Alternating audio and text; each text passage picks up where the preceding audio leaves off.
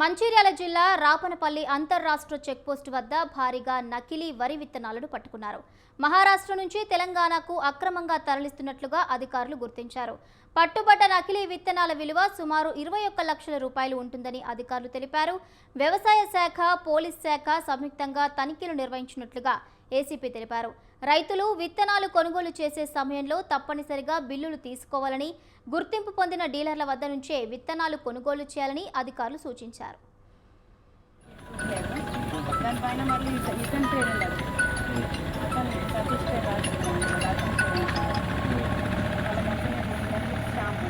తనిఖీ చేసినట్టుగా ఒక లారీ దాదాపు 30 టన్నుల వరి ధాన్యంతో కాపాడింది.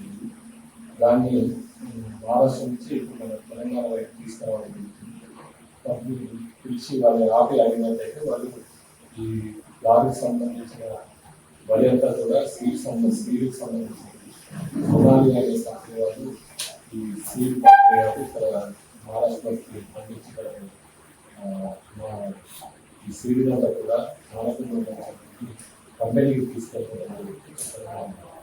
దీనిలో భాగంగా అగ్రికల్చర్ ఆఫీసర్స్ అందరూ కూడా పత్రాలన్నీ కూడా పరిశీలించడం జరిగింది. ఆ పరిశీలించిన ప్రకారంగా ఎలాంటి రైతులతో ఒప్పందం వీళ్ళకు సేల్ పండించినట్టు ఒప్పంద పత్రం కానీ తనిఖీ